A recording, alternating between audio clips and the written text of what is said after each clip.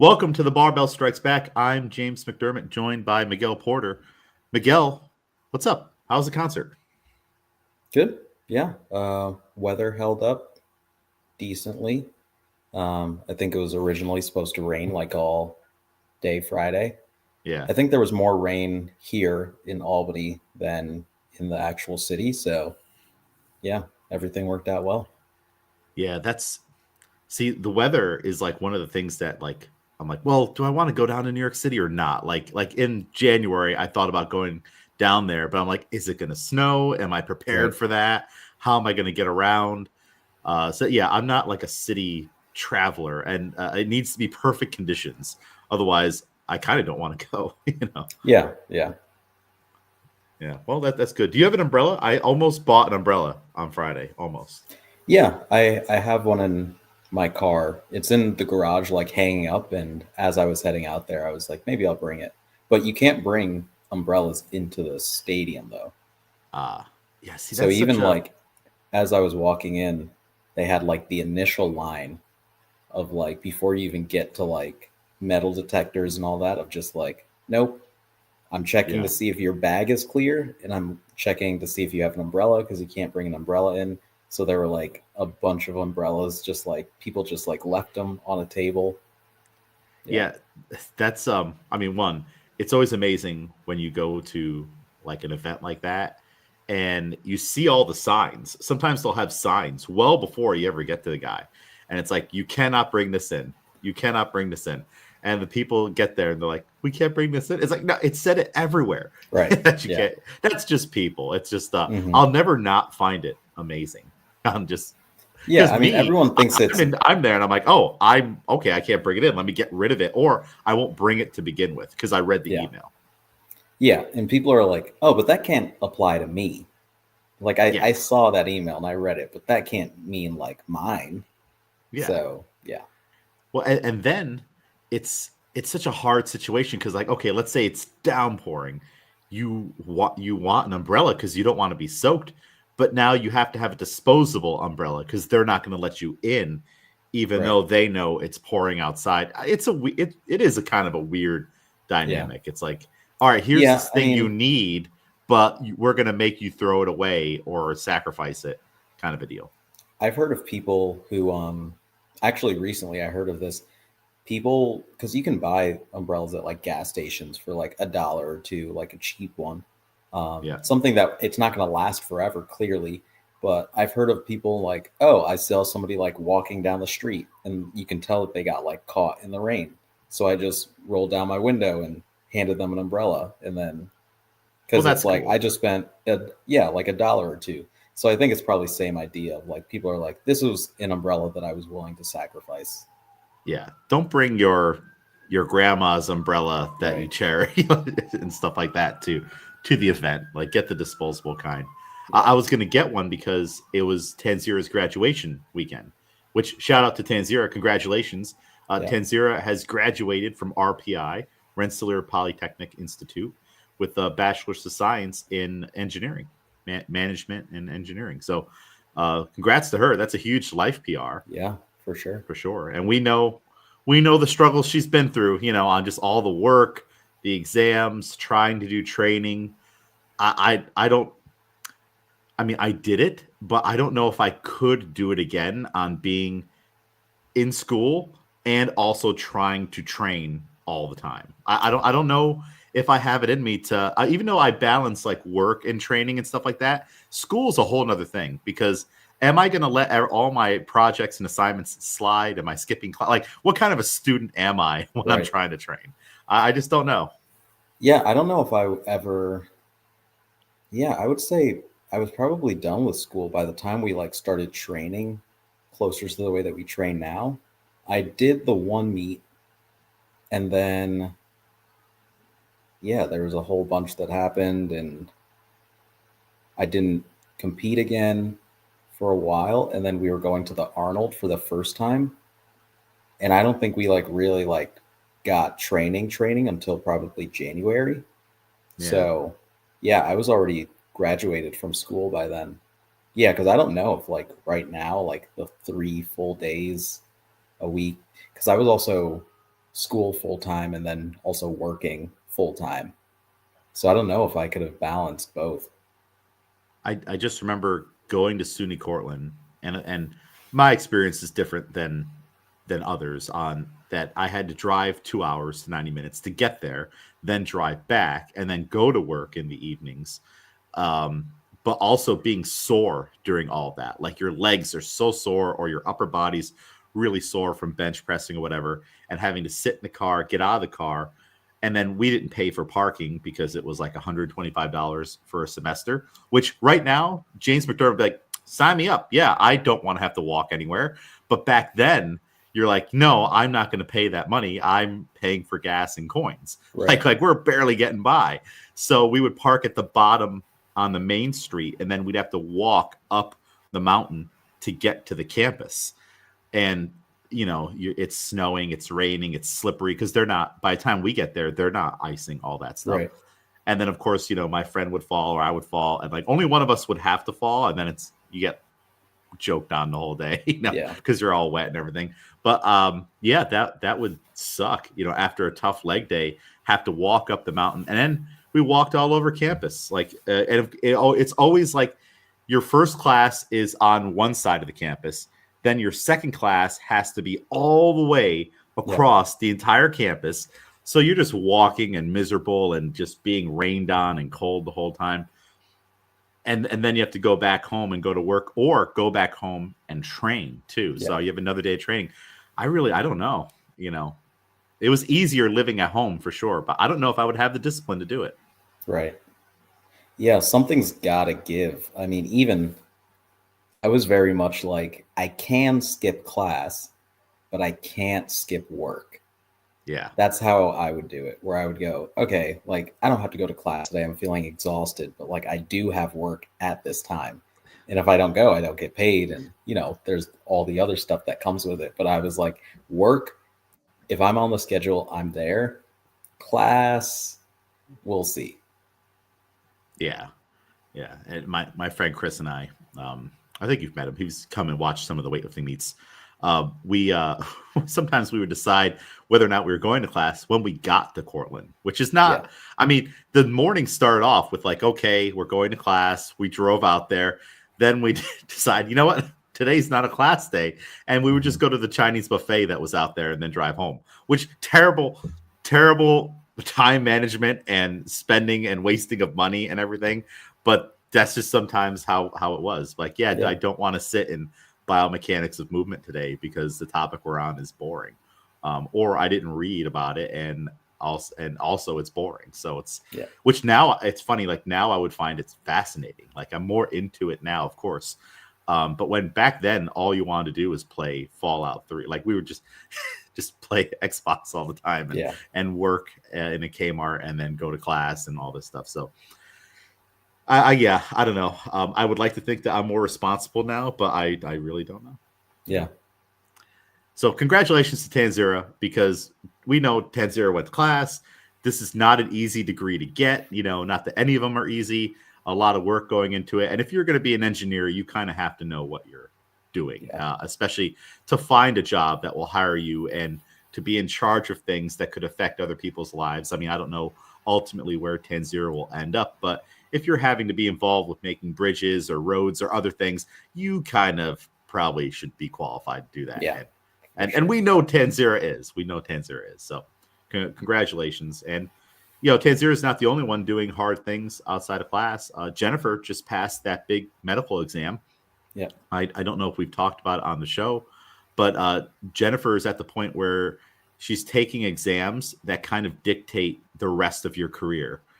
And I didn't have any of those when I went to school. Like it was kind of like, this is just like, are you going to pass or fail the class to get your degree and whatnot? I'm sure if I went with further learning into a master's or a doctorate, there's going to be stuff like that. But I don't know, did you have any exams where it's like, hey, this is kind of a make or break deal. You better not fail it, or you need to be in a high percentage for future things? Yeah, no, not at all. I don't know. I don't think there are many of those in undergrad overall. I think maybe if you're going into like medical school, maybe undergrad matters a little bit more and like what school you then get into after. But Yeah. yeah, all like post grad stuff is like, okay, we understand that you have done it, but we only really care if you're within this top 10%, or like we only want the person who's number one in their class. Like, Yeah. or even if that's not explicitly it, everyone else who's applying here, we only have so many spots. And of those spots, we're probably going to take the number one, the number twos in a class. Otherwise, Yeah. It's funny when I left SUNY Cortland, so many of the places that I was contacting to try to get a job on, like in the fitness industry, they either wanted you to already have X amount of experience, or the fact that you had a degree didn't matter at all. Like right. they were like, well, it's what's really important is that you've worked with people before, Hmm. and you have experience in the field. And that's what it was back then. And I obviously haven't had to apply for a job in over 10 years because came back to Albany CrossFit, got hired right away, and I never left. So this is like not my one job in the fitness industry, because I had others working at the YMCA and things like that. But this is definitely the one that, like, okay, I'm back here, and I haven't had to apply to that college or that Right. place. But I know that they were like, you know, so many of the people that I was applying to their gym to work there, they didn't have a degree. They Yeah. just started, and their degree was working in the field, training athletes, doing this and that. So I don't know. It didn't, the channels I was going through, it really didn't have the door opening power that that maybe you would think it would have. It helped for Albany CrossFit. I had just done the internship already here Yeah. and knew them. And then now that was like a nice thing. Like, hey, one of our coaches has, which another coach on staff already had a degree from SUNY Cortland as well, Hmm. Caleb. So, yeah, I didn't have to experience any of that or with the placements of exams and stuff. But Jennifer definitely does. I don't know how Jennifer's doing it right now. She's on a surgical OR rotation up at 3:30 a.m. and coming to train at 6:15 p.m. By the time we get to the clean jerks, we're almost at 8 p.m. I don't know how Jennifer's doing it. Yeah. It's insane. Yeah, I don't know. And of course, just because of work, having to work in the OR, Jennifer couldn't make a session. But if Jennifer's free, she's come to class. Hmm. Like, I hope that would motivate everybody and being like, yeah, I'm tired from work today, but I'm not that tired, you Yep. know. So I can come to class, type of a deal. And it's funny when some of you guys are joking around. I'm like, oh, I woke up at 9 today or 10 today, and Jennifer's been awake for a full work day Yeah. by the time you got up to start. That's crazy. Yeah. You got to Yeah. find a way, I guess. Yeah, yeah. If you're dedicated, you gotta find a way. Well, uh, we are in week 5. We'll talk real quick on just what's going on in training here. You had proof of programming. You posted it to social media that you got it in. There was not doubt, but like there's always like accusations and little comments and whatnot. And I defend all you guys, right? Do I never not defend when Yeah. someone's No, for not sure. there? And I'm like, no, no, no, no. I sent the programming and they told me they were going to do it. That's all I have.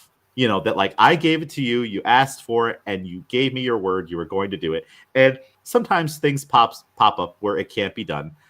But you didn't do it on Friday, for XYZ reason. But I'm like, he's gonna do it on Saturday. Watch, don't doubt Miguel. He's gonna do it.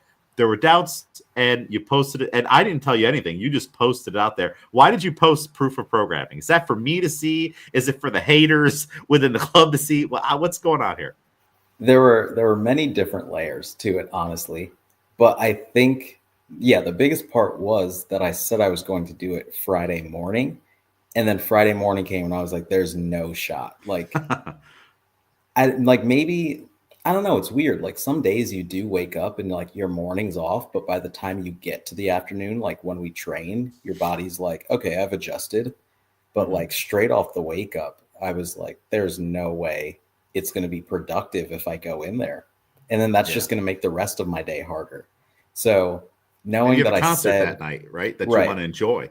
And I was like, I have to drive down to the city. That's already stressful. Then I have to make my way back the same day. So, like, that part, like, I don't want to, you know, if I have a bad training session, it's going to throw everything off already. Um, but yeah, knowing that I said I was going to do it on Friday morning, I know that when I told you, like, oh, yeah, I didn't get in, that everybody else, if they were thinking about it, was like, oh, if he didn't do it Friday morning, like he said, then he's not going to do it at all.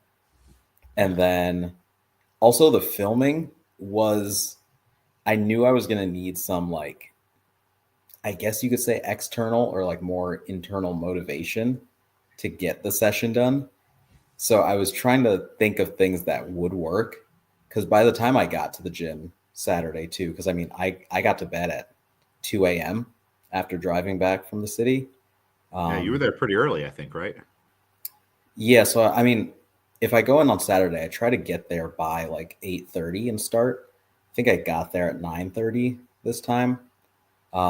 So by the time I was done with, I did all of the warm up stuff also. Um, Oh, wow. yeah, so I was like, So hold on, let's all right, pause there for a second because um I send the whole warm up thing with all the yeah, hollow rocks and the shoulder exercises. I send that to everybody. And that's the thing that I'm assuming is probably not going to get done, but at least I'm doing my due diligence on sending it to you. Like right, the opportunity's there. Like everyone knows why we're doing it.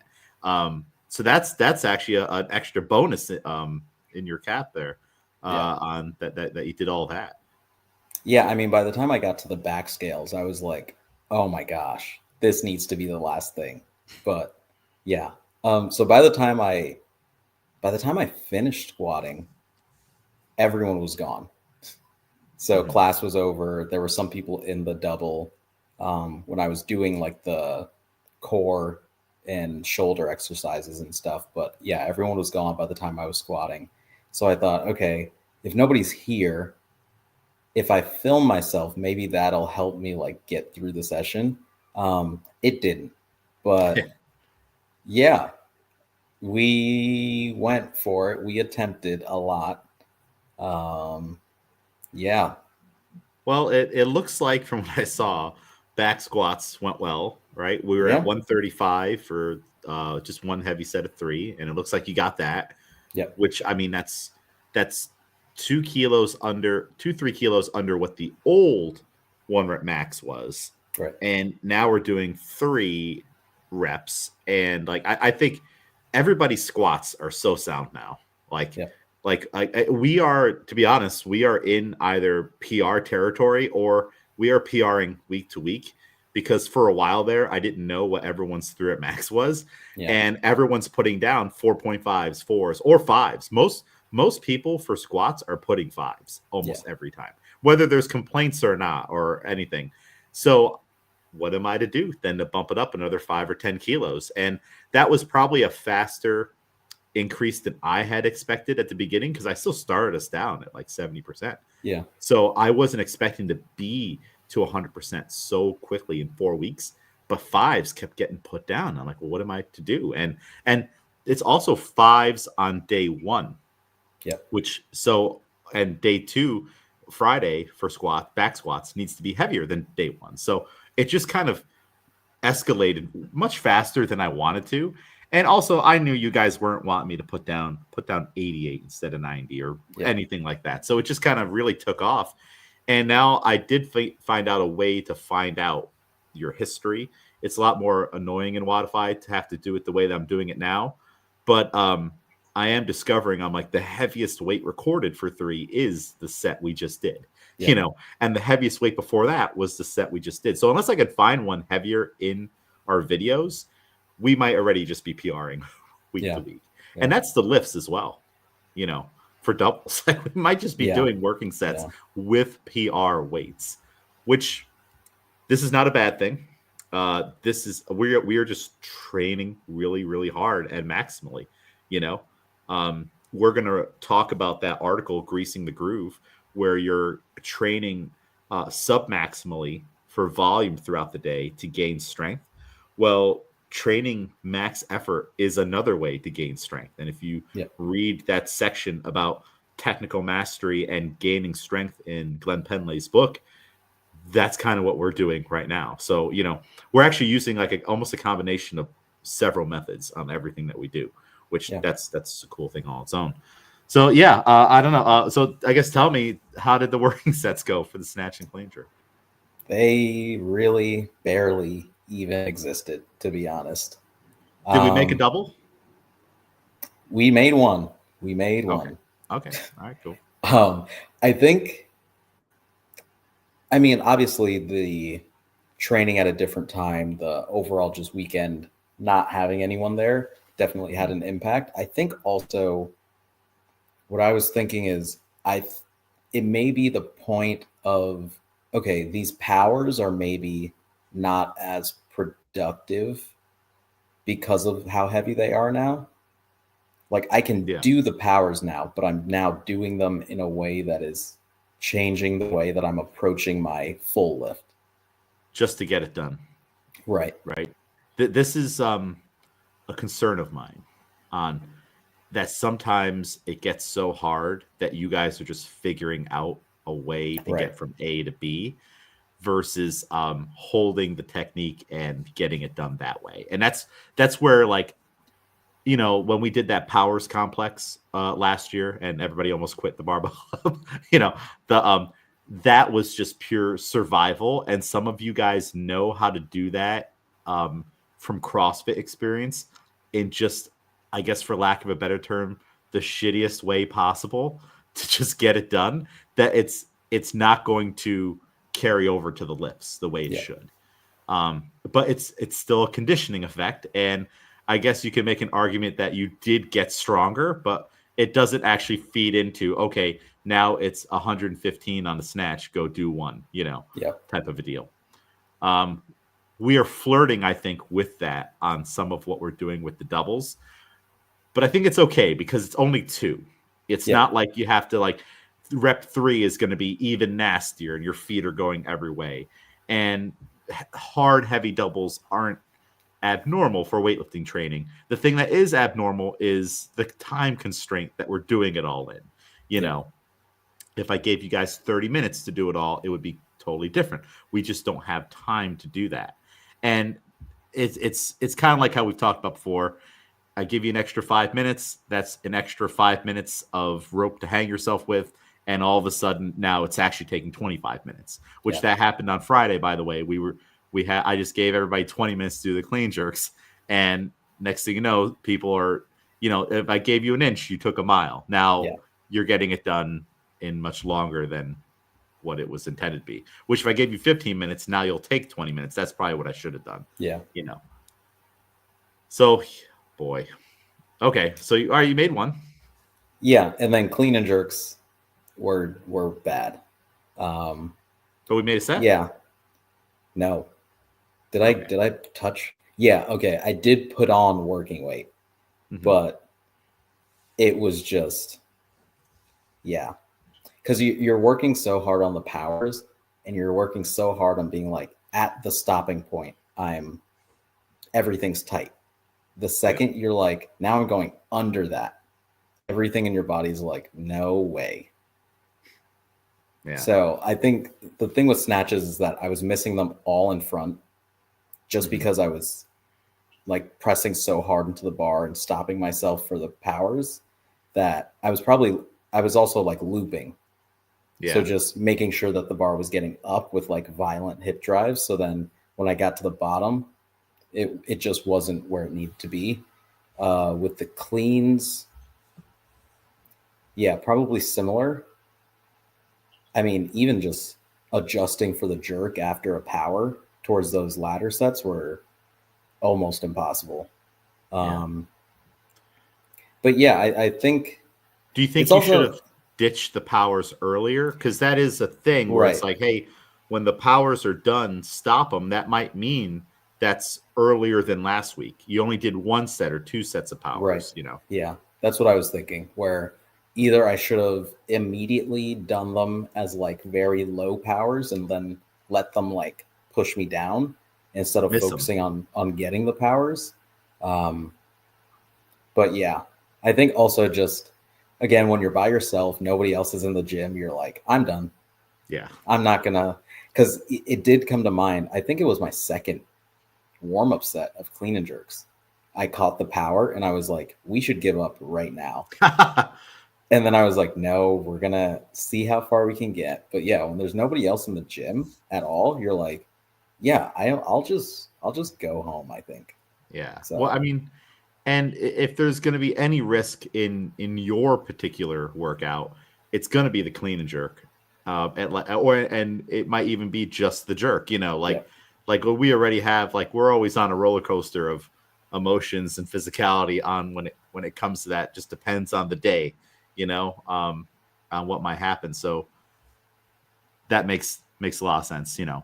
And really, just having another person in the room could have helped, you know. yeah, Even if they're not even paying attention to what you're doing, you might just be able to put that idea in your head on like, what if they're watching me do this set right now? What yeah. am I, you know? I need to show, you know, that I can do this. Well, I have been debating about powers on not this next half of our training cycle, although it could potentially do that in, but more towards when we go to prep for states, that Mhm. last little bit when everything's from the floor. Well, and I'll say in quotations from the floor, because um, knee to low hang is just going to now evolve to top down. Yeah, That's just we're just slowly lowering it all the way down to the ground, and that's technically from the floor.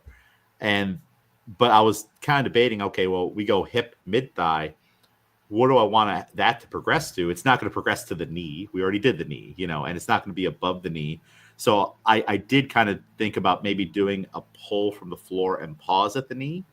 But lately, I've been kind of enamored with the idea of making that just powers, just a power day from the floor, but starting it way, way lighter than we have many other things. Because one, power is a skill in its own that not all of you are really adept at. Some of you know how to catch a low power, some of you don't.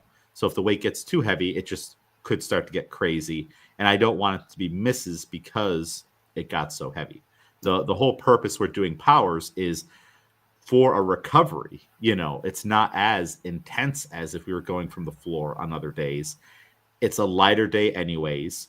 We'll do heavy front squats, singles, and then we'll do powers on singles, but maybe more sets at lighter weights where you guys can really feel catching and bracing with the legs and speedy on the lockouts. That's kind of what I'm thinking on that day. It's more of a technical type of day. And then, of yeah, course, we go from the floor. So I don't know. What do you think about that? yeah. I think making it a day of powers will help. Yeah. I think the issue of having powers and then going into full working sets that are just full squats is a little bit difficult. I mean, you kind of make your way back, but I think if it was a full focus on power day, it would also change how the powers look, I think. Yeah. So And get yeah, them closer to the full lifts. right. And then if you miss, fine. Like, that's just a missed power, which Yeah. a missed power is probably a nice, crisp full, which that's not going to be a bad thing if that happens during one of your sets. It's like, oh, okay, you just did the full thing. And my thought is with it is the top down is already strenuous in its own ways. You're just holding onto the bar a lot. That's maybe more of, let's say we're starting around a 70-ish% type of a deal of maxes for that lift. The powers, those would be lighter. Maybe we're more in the 60-ish percentile place. And we can really like we can do a bunch of sets with it, 5 singles, you know, like just, and more rest in between and take our time with it. And the front squats are heavy, of course, but then now the powers are okay. Same thing for the clean jerk. And then Friday is that more you're like, okay, we are kind of starting around 80% here. And we only have 4 weeks of progression till states actually happens. So we'll make some jumps there into opener territory. So Yeah. that's kind of where my mind is on it. And I think that could hopefully lead to everybody knowing that, like, all right, Wednesday, safe. It's safe. I'm recovered. Even if I am a little beat up from Monday, I have this island in the middle where I know my legs aren't going to get as trashed. I don't know. That's kind of the thought. What do you Yeah. think? Yeah, that sounds good. Versus doing a pause at the knee off the floor, and even though it's on the lighter side, I don't know if that would help as much because both the power and the pause from the knee are going to work a little bit on accelerating the bar, right? Yeah. But then at some point, it's going to get to the weights where you guys are cheating at the knee and there's double dips, stuff like do we really need it, Yeah. And do we need to stress on the back of holding it there? And it can teach you a lot of things, but so can the powers teach you a lot of things. And we're traditionally not a powers club. We really don't power that often. If you look at the last 3 to 4, even 5 years of programming, how often have they popped up? Right. Very rarely. But I think we are at the point where if we did develop it a little bit, I think a lot of you guys are at the point where it would help you versus being such raw beginners where it's confusing the line between full and power snatch, and you have two different techniques. I think we're at the point now where for a lot of you guys, we can get one technique on both. Of course, there are going to be nuances, but I think we're at that point. Yeah. So, well, we'll see what happens. Week 5 coming up, we'll max out on the back squats and the front squats. Remember, that's tomorrow, the back squat max out. And I will comb through everyone's results and be like, all right, it's just heavier than last week. We're saying this is the PR now. Schaff just did 170 for 3. And it's he's like, I think this is my PR. I'm like, well, you did 160 for 5 sets of 3 on Monday. So yeah. I don't know if it really is. And with Alex, we had a snafu on the weights. He was supposed to do 200 for 3, and then we accidentally did 210, which is probably a PR because we have no record on. He has no idea. So Now he just has to do 215. And that was where I looked at their bar and I'm like, wait, are you sure that's 200? Because it looks wrong to me. And I was doing the math and they're like, no, it's this, blah, blah, blah. It turns out they took Alex from 160 to 200 on set 6 accidentally, and then went up to 210. And it's because you can very easily add 10, the green plates, 10 kilo plates, and think you're adding 5. Mm-hmm. Frank and I have done that many times before, accidentally, where we're maxing out his snatch and we think we're doing 120, but really we put on 10s instead of 5s, and it's 130. Yep. And if he gets it, that's a happy surprise. Wow, you just snatched 130.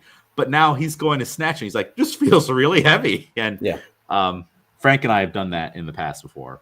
We actually did that at a seminar when he was demonstrating a max out, and we were just certain it was 120. But no, have you done that before where you think you're taking a 10 kilo jump, but you're actually taking 20 kilo jumps? Yeah. I mean, it's all the language too. Like if you were like, add 5, in my head, I'm like, or if somebody says like, you need 5s on there. I like in somebody's head, they're like, okay, I need the big whites. And then to me, I'm like, 5 is just reds. That's 5. Like, because you're adding 5 total. But like, when you say 10, you're like 10 or 10, 10 or 10s.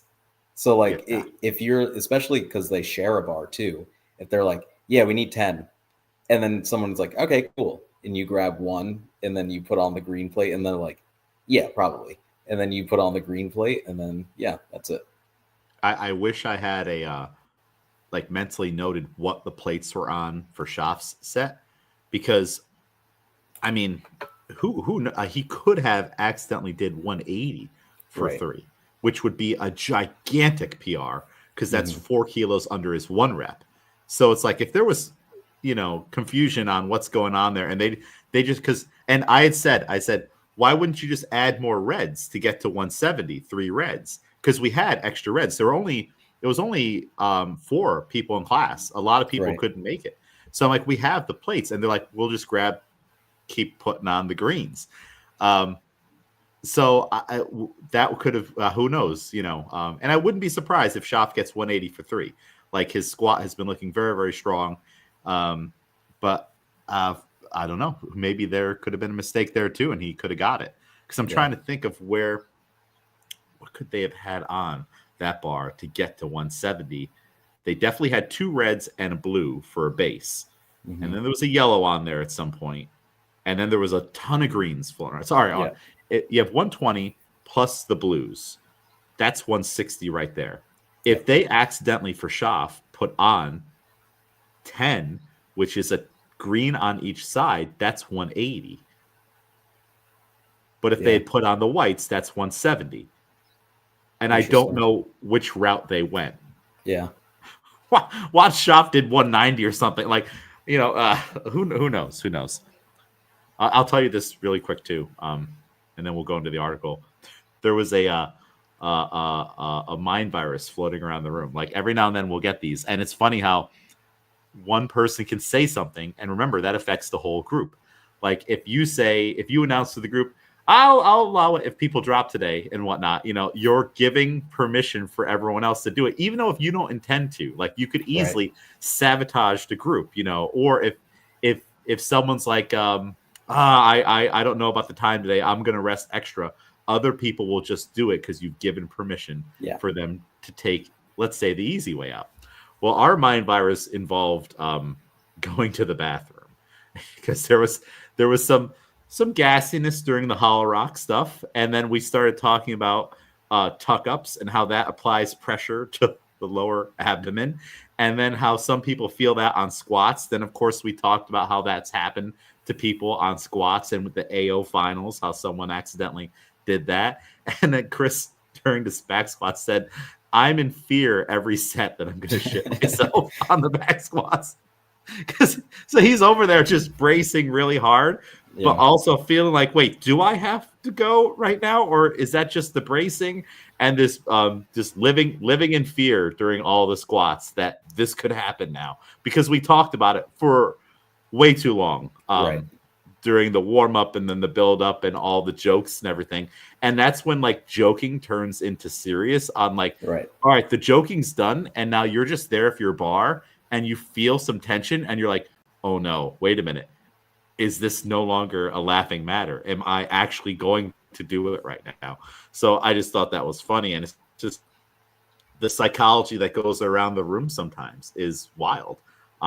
You miss, then Haley misses, then Jennifer misses, and then now everyone else is like, I guess we're missing right now, I never thought it would manifest itself into I might lose control of my bowels on the back squats today. Well, yeah. It's also the room and the dynamics based on who's there definitely changed drastically.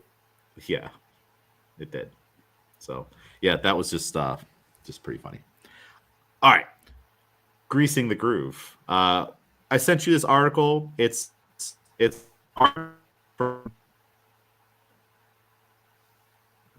Pavel is the Russian kettlebell guru. Back in the day when kettlebell stuff was becoming popular in the United States, he was one of the people championing it and talking about kettlebell training and how to use the kettlebell and different strategies for getting conditioned and strong and programs, things like that.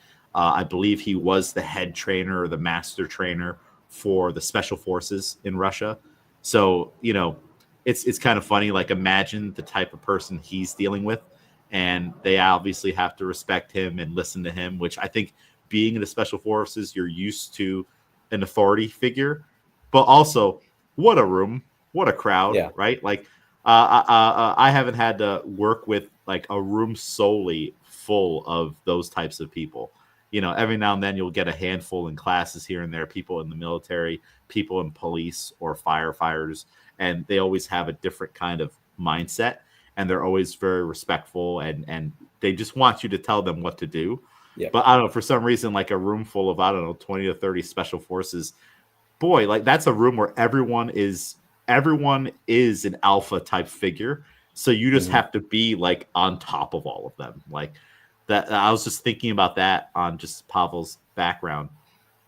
I don't know what I would have to change in my personality to command that room. What do you think you would have to do, if anything? Yeah, I don't know.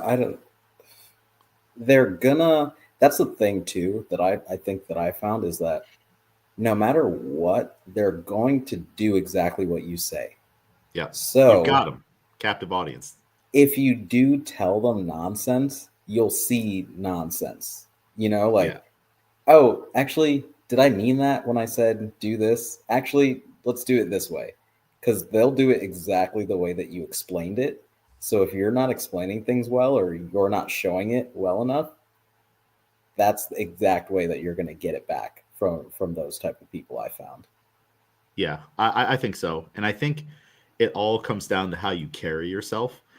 Because they come from that background, you have their buy-in in terms of instructor, cadet, Yeah. athlete, whatever type of, amount of respect that they would give you, as you have their baseline respect and maybe a Right. little above.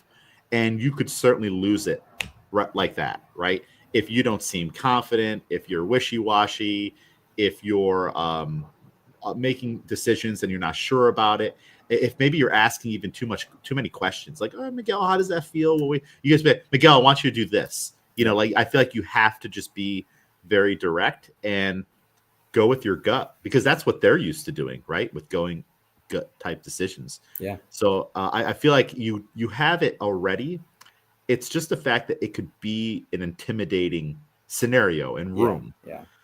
But you just kind of have to harness all your experience and understand that you have it already and you could lose it very, very quickly. Yeah. And I don't think that you would lose it in a sense that they would go rogue.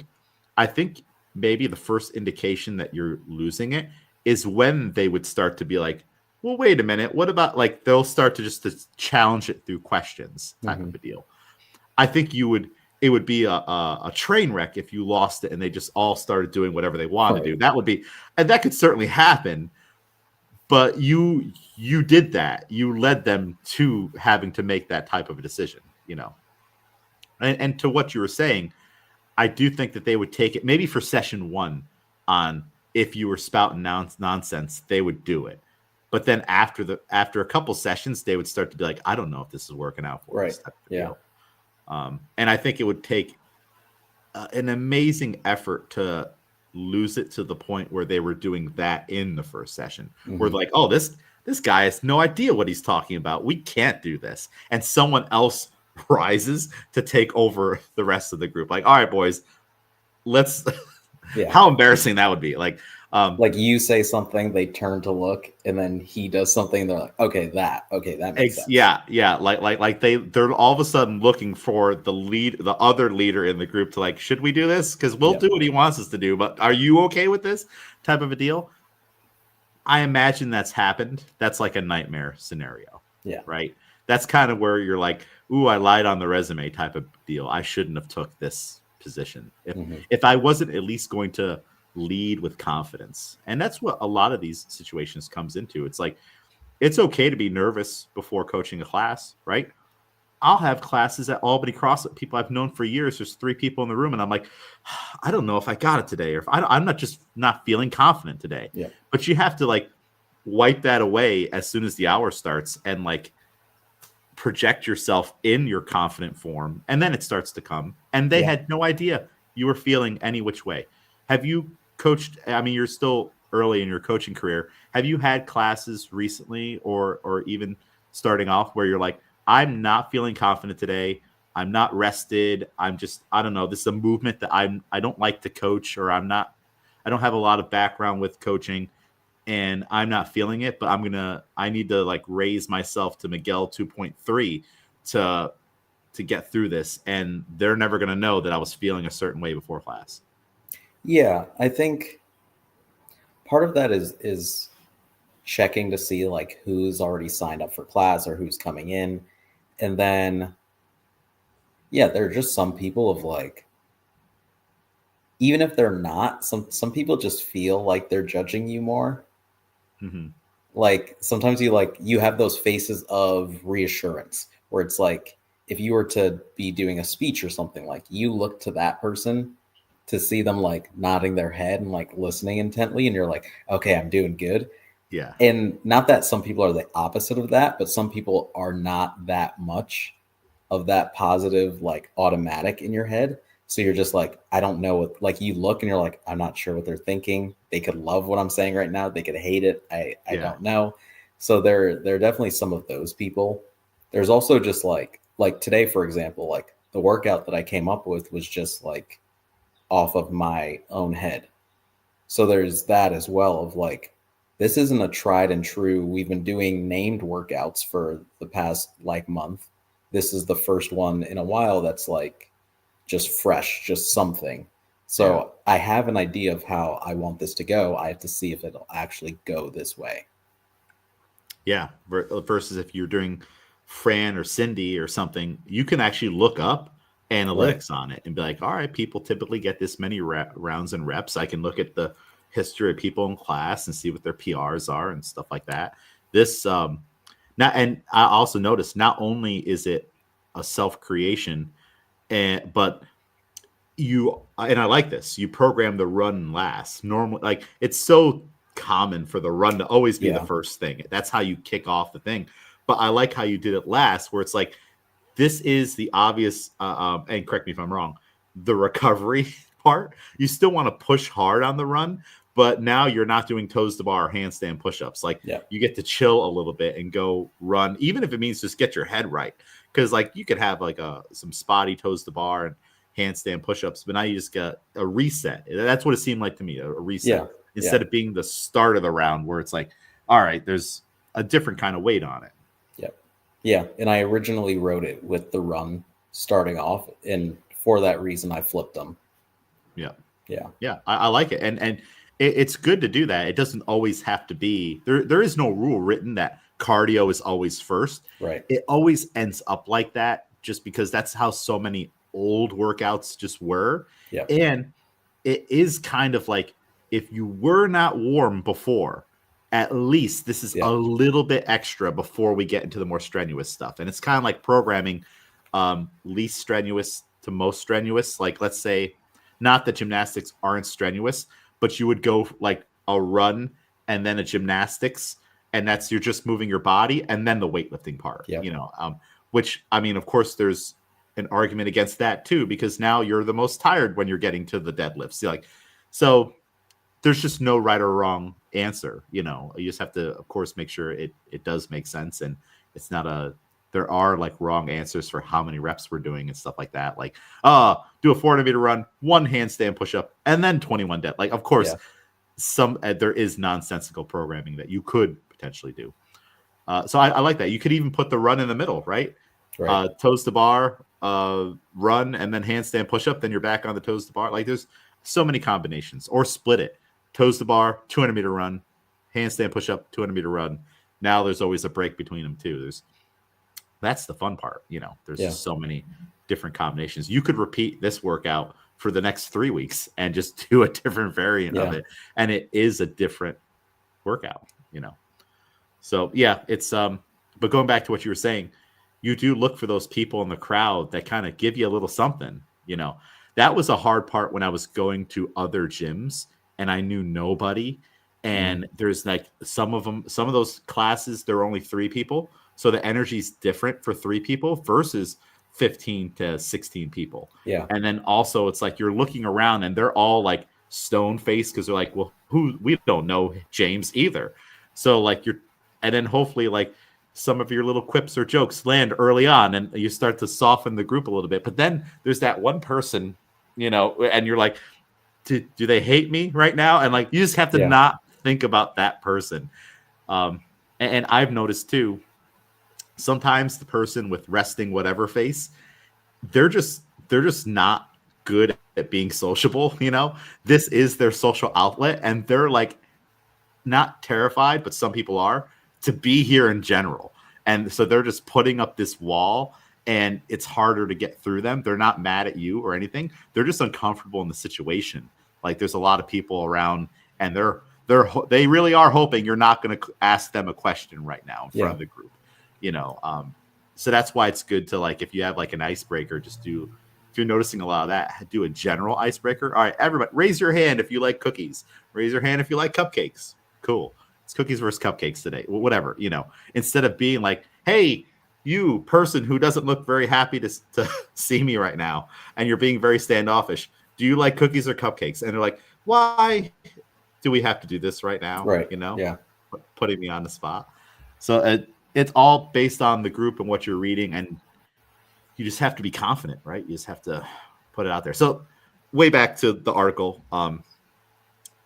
I've never been in a situation like that of having just a class of people from one specialized thing, like only firefighters, only police people. I have had groups of only kindergartners, which that's a whole nother thing of its own. But yeah, the articles get stronger by greasing the groove. It's from the website, the art of manliness.com. I seem to remember this website being bigger back in the day. Maybe it was just memes or something. I don't know. Do you ever go to this website? No, I feel like it is familiar though. Yeah. I feel like the graphics, the graphics I've definitely seen before. So that's what you mean with like meme type of the thing. old timey, because I feel like they used to maybe focus on that, like the old timey stuff a lot more back in the day, where it's like, all right, here's like this workout that this old timey strong man used to use, or here's how you like manage your mustache, and it's like, well, all right, not everyone's gonna have a mustache like that. So I feel like they used to do things like that, and they probably still do. It's just a website that is completely not on my radar at all. And the main reason I found it is because I wanted to talk about this concept of greasing the groove by Pavel, but I couldn't find like just a solo article or video of him talking about it.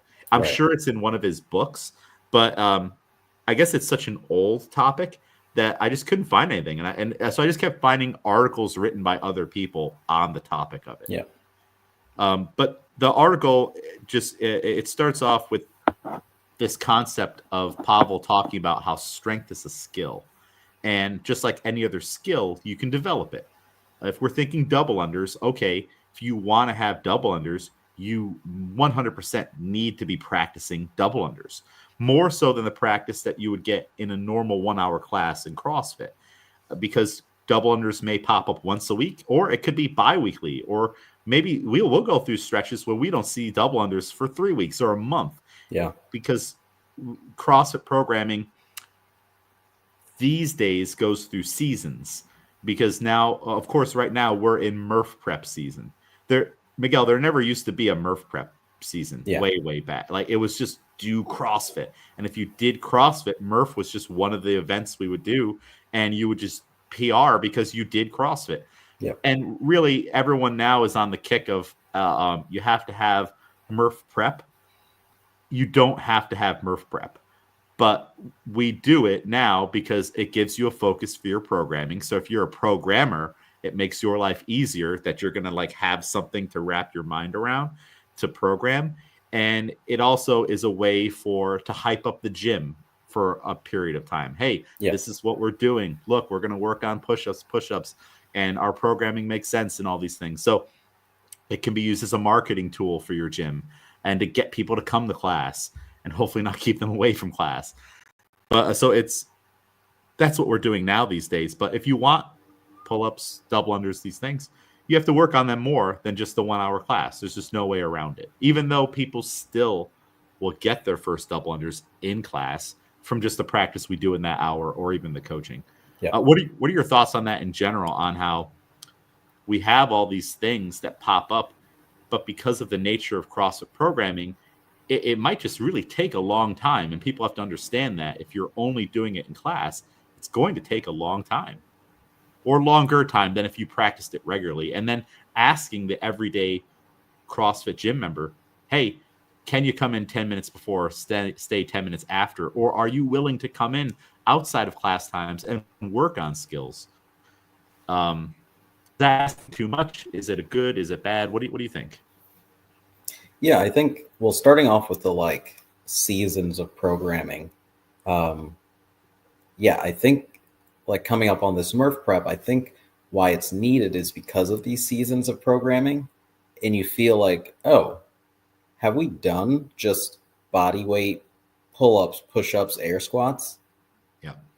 From, in like what would be like their open time and open prep. So you feel like you're missing these things. So then it feels like, okay, this thing is now coming up. We should prep for this because I feel like I haven't touched these movements overall, instead of just like all right, everything is scattered in all the time. So whether you're coming in on you only are there Mondays and Wednesdays, you still feel like you're getting variation other than like, yeah, Mondays are always this type of workout and Wednesdays are always this type. Um, but Which yeah, even like, our programming right now from CrossFit does fall into patterns like that, yeah, where it's like every Thursday's an interval, or rope climb workouts are always on Thursdays, you yeah, know. yeah. And I think, like you said, with like the extra practice, like the article says, like it doesn't take much. And we've talked about a bunch about the like compounding effects of things, and sometimes it's just 5 minutes before and after. Sometimes it's just like, oh, after class we were talking about this position while I'm on the pull-up bar. Can you go a little bit more into like what you mean by that, and then seeing and feeling it more and just what that does to you over time? Because yeah, we, depending on what day you're able to get into the gym, you might not be able to touch everything just through class itself. Yeah. I mean, you look at some lesson plans. All right, you got 4 minutes for the handstand push-up progression. You got 8 minutes for the toes to bar progression. Or this one movement is kind of going to be the star today, which means the other ones will take a little more of a backseat. We're still going to work Yeah. on them, progress them, coach them, give cues, all that stuff. But we're going to spend more time with the pull-up today or the muscle up. Which it's that alone, it's good to vary that in and of itself. We've talked about this in coaching development meetings. All right, when you're doing your lesson planning, if you're noticing week after week toes to bar are coming up, but you're only giving the full attention, the big limelight spot to the toes to bar, you might be missing some of those other things. So it's okay to have one day be double unders or in the warm up, but then maybe the next time, if the workout allows and time constraints, spend a little more time on the double under. Maybe don't put it in your general warm up with a progression, single unders, double, double, single, or single, single, double, then the full Yeah. thing. But be like, all right, I'm going to spend full 10 minutes on this. And we're really going to do ladders and different types of drills and attempts and stuff and fixed time periods of practice. You that comes from, you have to be able to adapt that from your coaching and lesson planning, so that you don't get roped into, well, I just love to coach toes to bar, so we're always hitting the toes to bar, and my Yeah. people have great toes to bar, but they never get better at any of the other skills because I never allow time for it. Because Yeah. whenever toes to bar comes up with those other things mixed in, it's always going to be the star. Yeah. Agreed. It's super easy to do that. So yeah, strength is a skill, and we know that because we train strength, and there's a lot of skill. There's so much skill to navigating a set of back squats when it gets really, really heavy, that someone, who doesn't have that experience under their belt and haven't developed techniques for themselves might bail on a set that feels, like challenging. And like I said earlier, you guys are doing 5 sets of 5 with what could potentially be a new 3 rep max, Yeah. and we just don't know about it. I would prefer to know about it, but it is kind of fun that we are in this unknowable thing. And every now and then in Barbell Club, we get roped into this where we're doing a complex with PR weights, and that was just a way to build up to working sets that don't even involve the complex. It's like, all right, we're doing 3 position snatches. I don't know what your max 3 position snatch is, but I'm pretty sure it's less than what this is right now. But we're just going to do it. The outside of this principle, which we are going to talk about, the grease in the groove, just this concept of strength as a skill.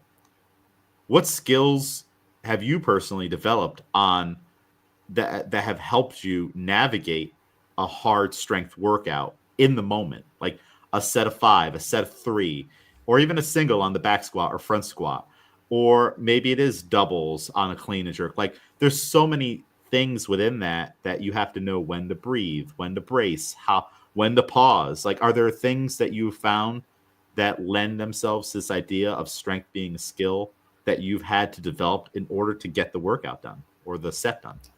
Yeah, I think if we use back squats as an example, we've talked about it so many times, but for like the past few years before this, like my back squat was pretty stagnant, and it just like without it was hard to do them without any type of pain or finding my old rhythm from like years and years before. So I think what we've done with just starting lighter and just moving through at very comfortable weights is it's treating every rep like it is a max. So like, yeah, I can just breeze through these, and hopefully when I get to these working sets, I can kind of string them together a little bit more. But can I also figure out how to get this first set at 50 kilos, you know, breathing, bracing, feeling everything, make sure that my heels are completely glued to the floor the entire time. Yeah, I mean it's a little bit harder with like the weightlifting stuff, I think. But I think truly just treating every rep like it's a heavy rep will lend itself to that. Yeah. And there's like the strenuous effort part of it that you are in the moment when you're doing 5x3 or 5x5 on the back squat. And then what we're doing too with just squatting 3 days a week is the repetitions are through the roof. And we're finding ways to get more out of our lighter weights, which it might just be, all right, do 10 at 50, 10 reps at 50, and then go down to 5 reps at 70, and then taper down into threes and singles. Like there's so many ways you can kind of squeeze more juice out of the fruit. But with all the repetitions we're doing and the consistency on 3 days a week, we're also seeing a little bit of a neurological benefit, especially coming off of not really training the back squat. Even the course, if you look at 2024, we were squatting, but not like this. Yeah. Where it's like the back squat has like a seat at the table right now, or squatting in general, and it's here to stay. We're just getting neurologically so efficient at squatting by doing it so frequently. And that is one of the things that they talk about in the article. Like we're obviously not doing back squats and squats all day, which we'll talk about doing that for greasing the groove here. But what we're doing with the squats is at least having such consistency on heavy squats, and it's just the motion of it so often that you guys are getting really, really efficient at squatting. And Yeah. when we're at unknown weights or it's heavy and challenging, you guys are so efficient now that you'll just do it. Like it's just you're not going to bail on it. You're not going to lose form. You just that movement pattern is so refined that you'll get through it, even if it's at a maximal weight. It's cool to see. And when I was back when I was lifting, I was heavy squatting every day. So it got to the point where I was like, you know what? Maybe I don't need to take the same jumps every day. Maybe I can take bigger jumps. And that's when I found out, oh, I've gotten so efficient at squatting. I don't have to go 95, 115, 135. I can go 95, 135, 205, 225. I can take these giant jumps and it's okay. Like just getting your brain wrapped around it. I kind of feel like that's where we are. And that's also why it's been working out well on one of our days when we do take big jumps. I think you went 70, 100, 120, right? Yeah. Just recently. And then 130. Have we ever taken jumps like that for you on the back squat? Yeah, definitely not. Yeah. And like, what does it do for you mentally knowing that you can do that? Yeah, I mean, you feel it definitely, because when you hit a specific weight, you have in your mind like, okay, the next set typically feels like this because the jump is 10 kilos or 5 kilos. You feel the difference in weight, but again, like if you treat every rep kind of the same, it should feel it should feel the same. Like I shouldn't now sacrifice because it's a little bit heavier. Like I don't need to change anything, but it is heavier. Yeah. And and it's no surprise that it's heavier, right? I think sometimes with beginners, you can kind of see they're like, whoa, that got heavy really fast. Yeah. And I'm equating really heavy with caution, stop, Mm-hmm. Something's different. I don't like it. It should feel easier. but when you do it all the time, you're like, no, this is just how it is. Like I, if I put a bar on my back, I shouldn't expect it to feel like daisies. You know, this is heavy, hard work. And depending on the number of reps, you know, grinding manual labor type of work. So I shouldn't be surprised by any of it. I think sometimes people get caught off guard even when they're going for a PR. You see this a lot in the CrossFit class.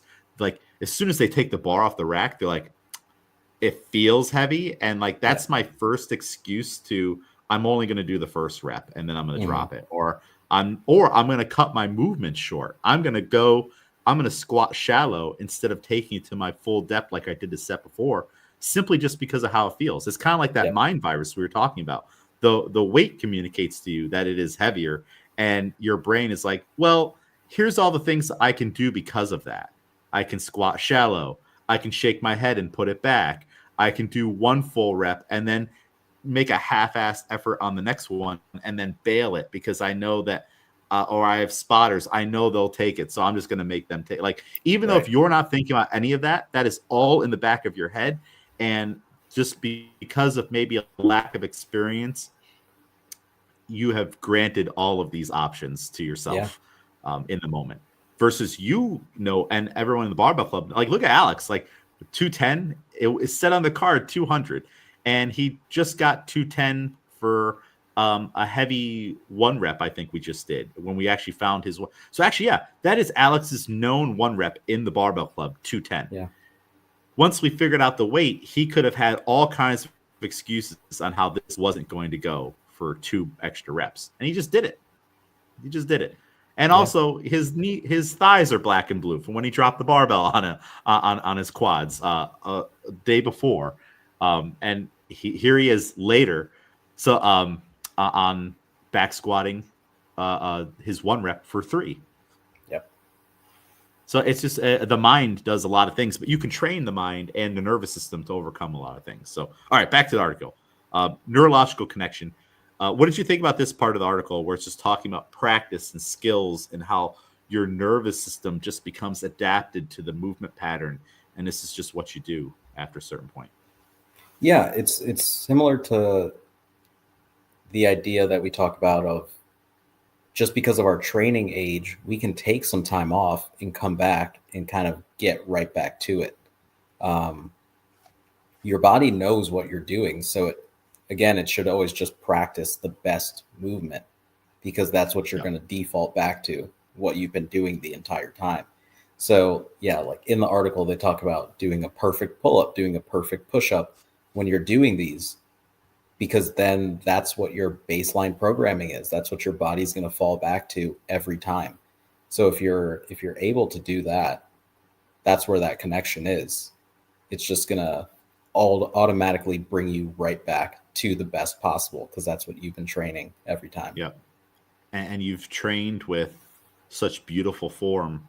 After a while, you don't know how to do it any other way. And that beautiful form is the most efficient way you could possibly hope to do it. Like months ago, we read that perfect push-up article, and it's like, if you did push-ups like that all the time and with a method like this, then people are going to be looking at you doing push-ups in the gym and be like, those are otherworldly push-ups that we can't understand, but it's just like, that's just how you do them, And you see people like that all the time, like phenomenal athletes where you're like, how in the world that doesn't look like anything any of us are doing? Well, it's because we also kind of, not to bash on anything. That's how we practice them all the time, like you're a beginner or an intermediate in a class and it's going for 20 minutes and you're just kind of getting it done for the sake of getting it done. And I know you've heard me say this before in CrossFit classes. We don't want to get the range of motion done for the sake of getting the range of motion done. We want to be able to do it in the way that it's intended. And if we can't, we should scale it to something we can get the range of motion done soundly under this intensity. Yeah. Because I've done it before where you're like, you're just getting it done to get it done. Like any way we needed to get on that box, we got on that box. But did it actually feed into anything else? Did it make me better at cleans? Did it make me better at double unders? The way I'm jumping just for the sake of survival. I'm jumping on this box like I'm being chased by a tiger, and if I get over it, I'm safe. Cool. That works out well when you're being chased by the tiger. But if I ever hope to get better at box jumps, doing it this way isn't gonna make it happen. Yeah. And you've mentioned this before a long time ago on how, we want to land with almost a straight leg, right? Like that shows you opened up your hips all the way, and Yeah. you demoed in a class like if you can't do it this way, we're not doing it. Type of Yeah. And it's okay to have those standards. Like you want to have those standards because we want people to get better and not hurt themselves. Just thinking about this neurological thing and strength here a little bit longer, I have learned from other practitioners on this idea of your nervous system and safety. On you might have the strength to do a pull-up, but your body doesn't know that yet. So to keep you from hurting yourself or from some past thing, it just won't allow you to do it. You can literally unlock strength or range of motion and stability within the body. Actually, you can unlock it by gaining stability. So if you don't have stability to control a range of motion, your body's like, nope. Great idea, Miguel, but it's just not going to happen, because if you do that, there's a potential for you to get injured. And a good example of that is a squat.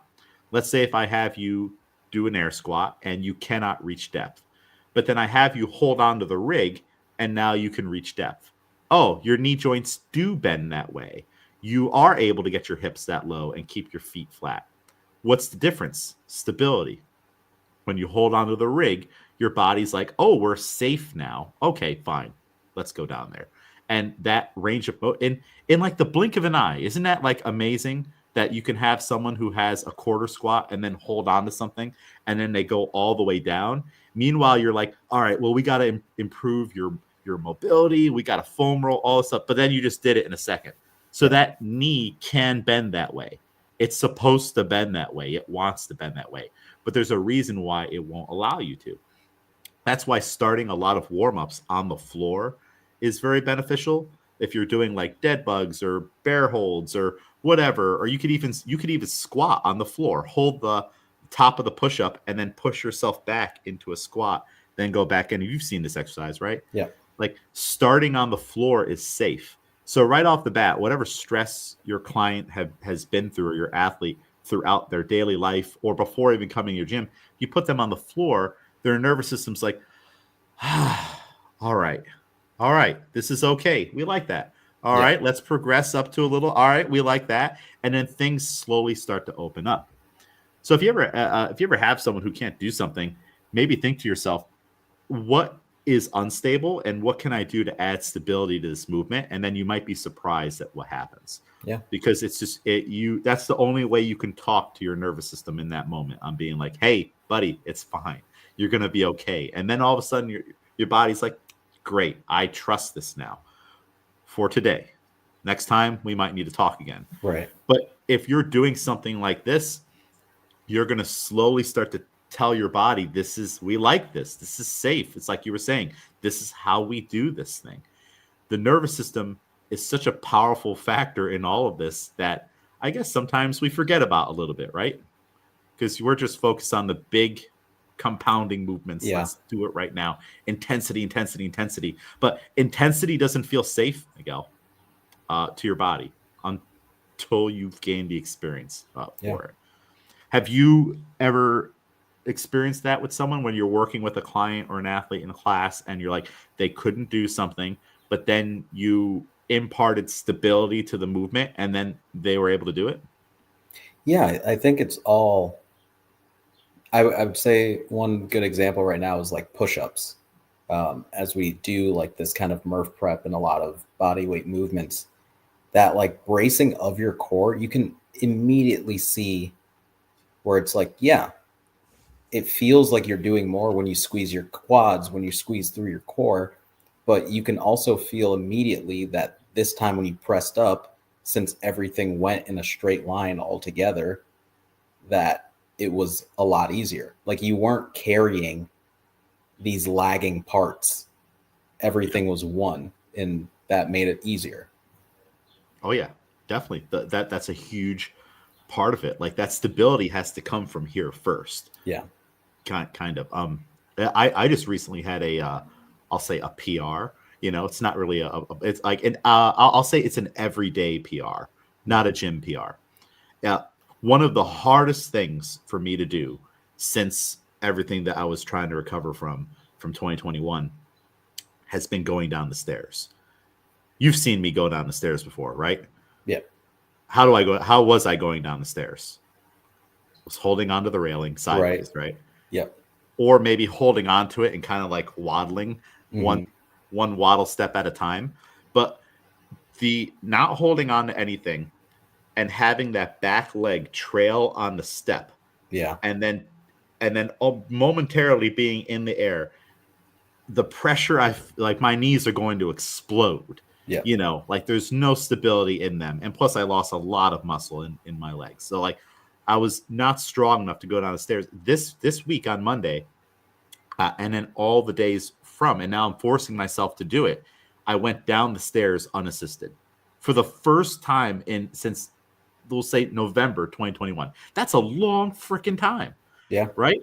So not only had my brain gotten used to like stairs bad, that feeling of your knees gonna explode, I had kind of like gotten used to this is just how we go down the stairs now. Yeah. And then I was like, well, let me try it because I'm feeling way stronger through my core. So I'm squeezing my abs, and not just my abs, but my obliques and everything as well. And then there's one, like there's two, because I also had to tell myself it doesn't have to be fast. I used to be able to Right. run up and down those stairs. Now I'm just trying just to walk through it, and then you feel your leg shake like you would not believe. And now I'm slowly trying to teach myself when we get to this set of stairs, this is how we go down it. And look, mission accomplished. And then now the next day on Tuesday, as I got to the staircase, my first I instantly grabbed the handle and I was like, wait, no. And I had gone down a few steps and I made myself go back up. I'm like, no, this is not how we do it anymore. Yeah. Like we can do it. So it's going to take a lot of repetition to get it to the point where I don't have to think about it anymore. But that's that stability thing. It's like holding on to the railing, you feel safe. Not holding on the railing, your body doesn't feel safe. And like there is a powerful lock in your brain that like forces you to be like, no, we cannot do this. Yeah. Is that how you feel or felt on lunging? Where like that stability thing that you feel on your lunging and whatever you feel on your lunging, that's probably the only thing I could maybe equate to you on. Like that's what it feels like when I have to take 1 foot off and step down this far. Right. Is that what you feel? Yeah. I mean, I think the stairs thing is actually very common because it depends. Yeah. There were definitely, if you were to watch people go down the stairs, like I think of like my staircase going up for work, most people go sideways. Really? Going up? No, going down. Oh, going down. Yeah. Yeah, I think going down, most people tend to go like one, like get both feet on, drop one, drop the other, then Yeah. like in going sideways. And I mean, I was definitely doing that for a long time too. Yeah, like control going down steps is actually like a very common thing that I don't think people think about too. That's the thing. Yeah. You don't think about it, but there is certainly deep in your brain a fear of what if I fall down these stairs? Yeah. How much that's going to hurt, what it's going to do to me if I break something, the embarrassment part of it, if there's other people around. There's so much. Now, take that feeling and everything out of an isolated staircase and move it into a group fitness class. And like, what if I'm the only one that can't squat below parallel? Or Yeah. we've had people who can only squat 2 to 3 inches. Like that was their squat. But then you put them on the rig and they're ass to grass. That's a weird phenomenon, right? It's all the mentality of it and also the nervous system being okay with what you're doing. If you burned your hand on the stove, there's going to be a huge argument in your brain on like, don't let him put it there again, Right. And of course some crazy people will, but other people are gonna be like, nope, we've learned that lesson before. Yeah. And overcoming it is going to be very, very difficult. So yeah, that's just what this neurological part got me thinking about. It's so important to get the repetition and practice out of things. I I've no doubt that over time, maybe I'll be able to go down the stairs the way you would quickly, like boop, boop, boop, boop, just running down them. But right now, I can't comprehend that. You know, I think you're doing it the better way, though. It's almost like the strict versus kipping. Because yeah. I also see people who I know can only go down the stairs fast. Oh, If okay. you were to go like, all right, now take your time between each step while facing forward, it would Yeah, be difficult for them. Some people just let their momentum carry them and they have enough, like, it is in their mind of like, I will catch myself on the next one. But it's because I'm just transferring the weight quickly. yeah. If I had to stand on that, I don't know if I would be able to do it. So, yeah. I don't know if this is true. Part of like what it makes it both easy and hard. That one staircase of the gym, it has a flat landing. Yeah. I've definitely, when going faster back in the day, have almost killed myself because of that flat landing. If Yeah. it would have just been one straight staircase down, fine.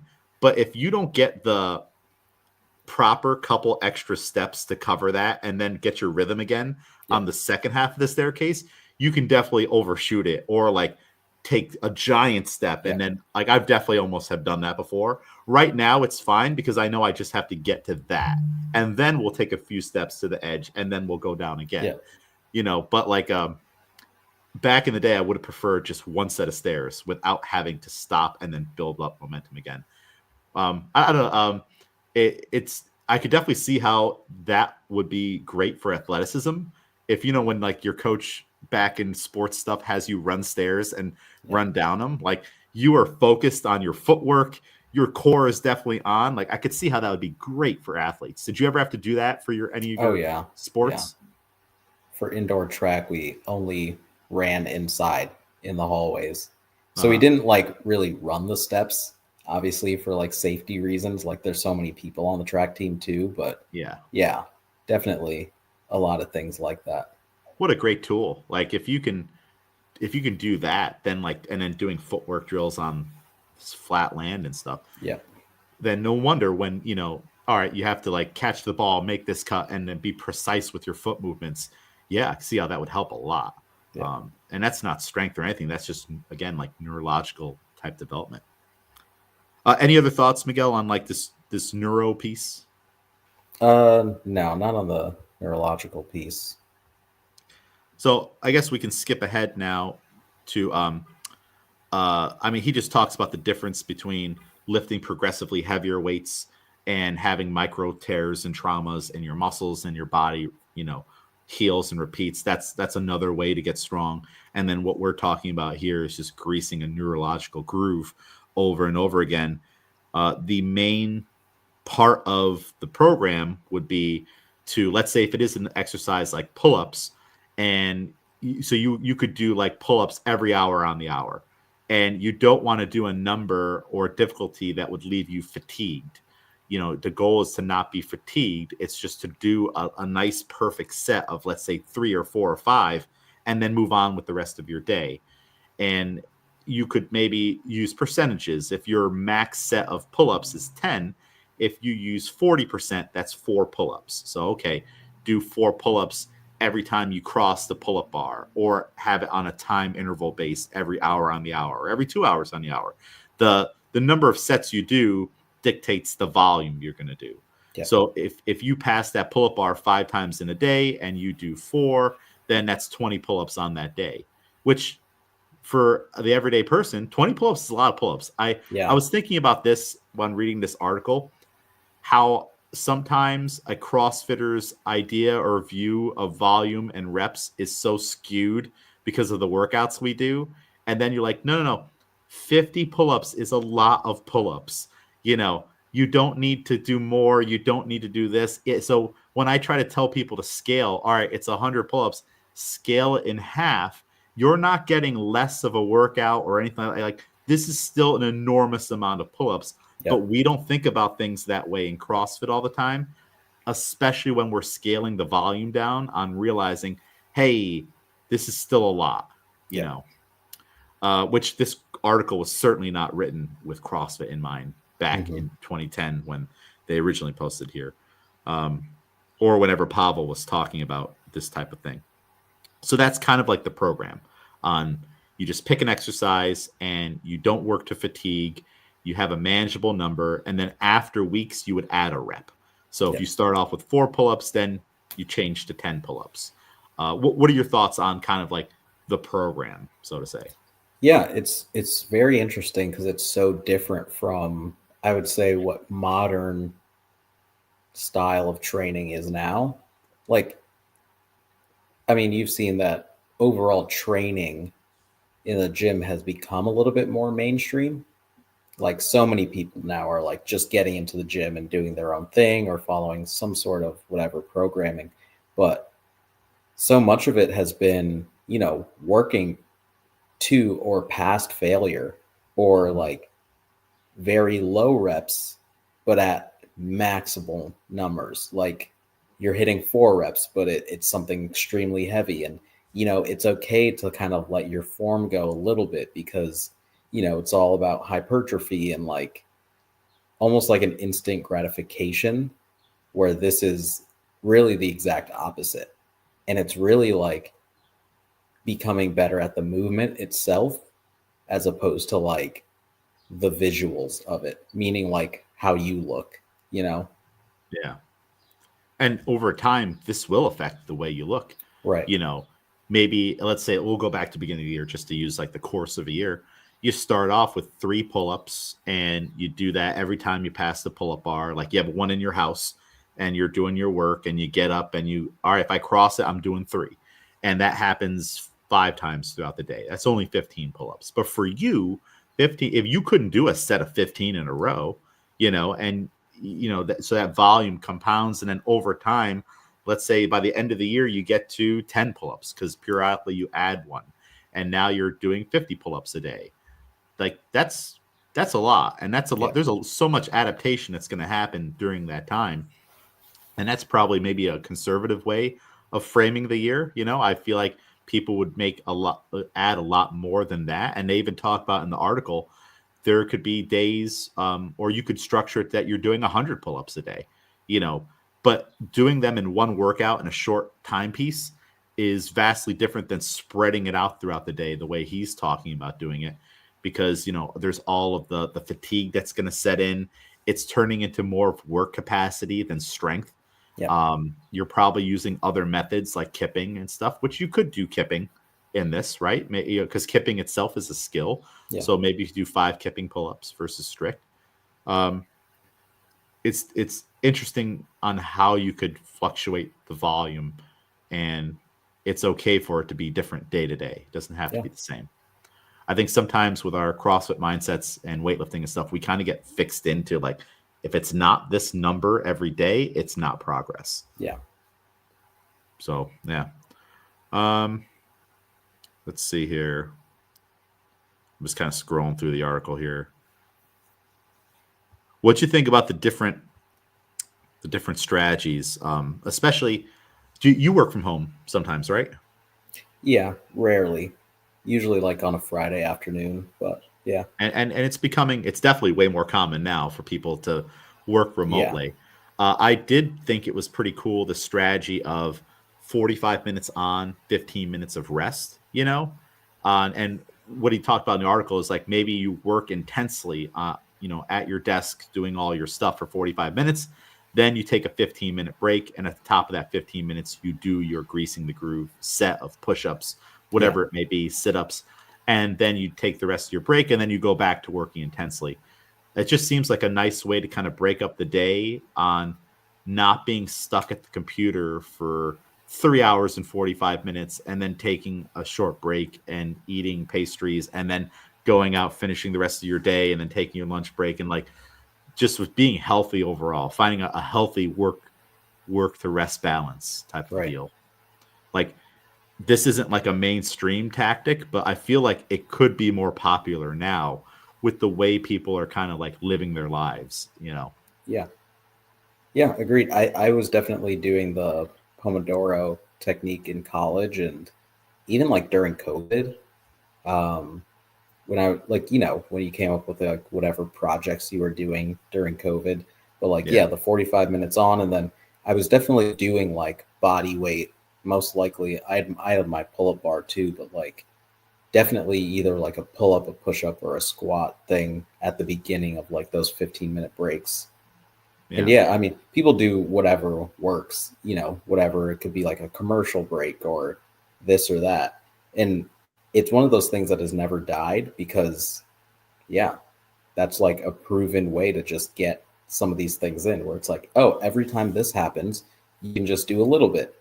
And again, it's not about overdoing it to the point where you're tired. It's a number that feels like nothing because compounding, that's going to be a lot. Yeah. Like I try to time my Core 365 workouts or just getting extra steps around the apartment when I'm cooking food. Yeah. All right, this is going to cook for 10 minutes. Let me get my workout in then. And then I'll do something and do some steps. And it's also led to kind of not a new habit, but like a pretty consistent habit of when I'm done eating, I do extra steps and try to finish out my steps after eating versus Yeah. eating a big meal or dinner or something and then just going and sitting down and doing more computer work or something. Yeah. And I do feel the benefits of that. So I think it's so common now to just be stuck at your computer for so long and just be wiped out mentally and visually and a strain on your eyes and stuff. And there's all the things coming out. Well, that have been coming out for actually the last 10 years on sitting is the new smoking. That was like the new thing. And people do get addicted to their work, and I understand it on the projects I've done with. I guess I don't understand it working for like a company, Yeah. and like the spreadsheets and the reports and stuff. It's like, why are you giving them so much extra to your soul? Like, I don't know. I don't understand that part. Maybe, I don't know.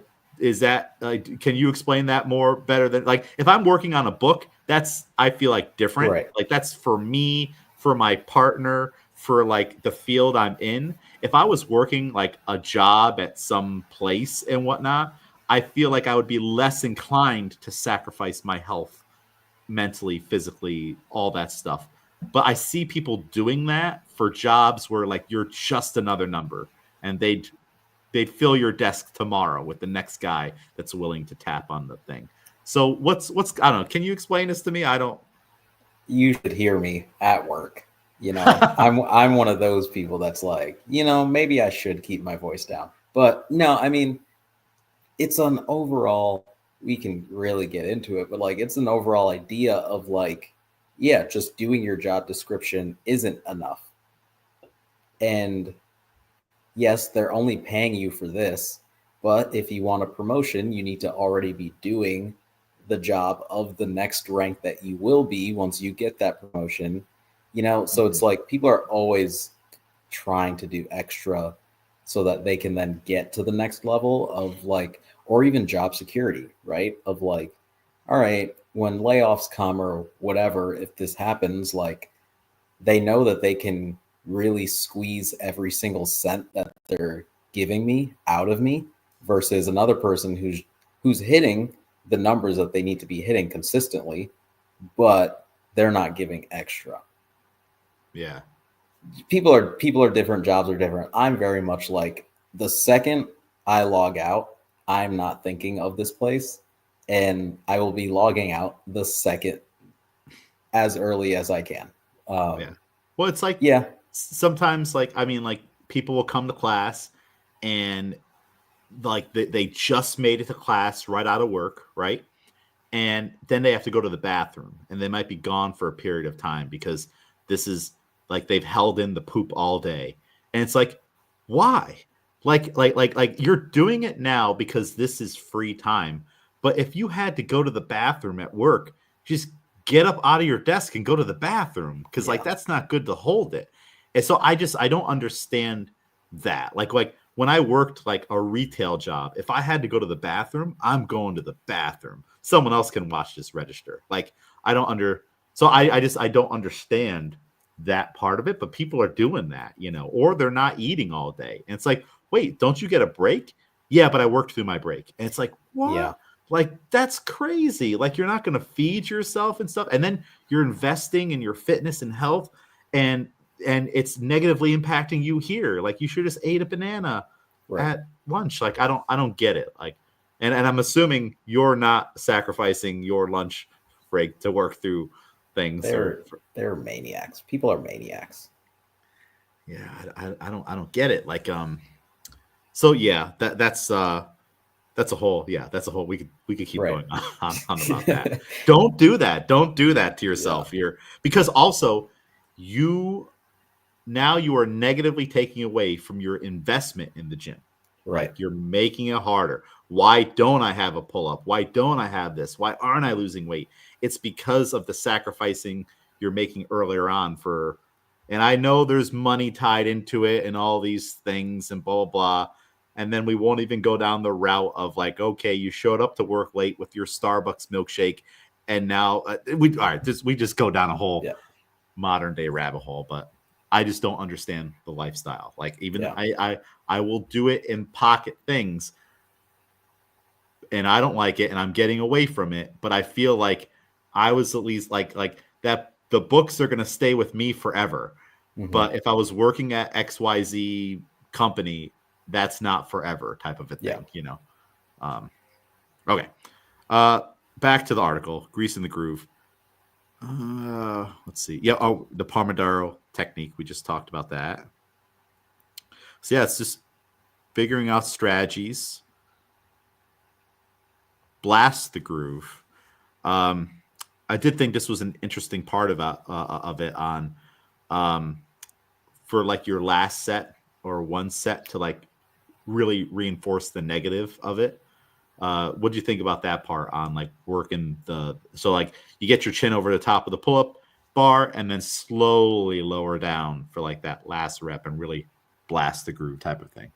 Yeah, I think it's overall just I think that this overall idea is very much working on like perfecting a movement and working on the skill of the movement. Yeah, like that's the whole thing. And I feel like that's a great way to do it, to really be meticulous about each piece of it.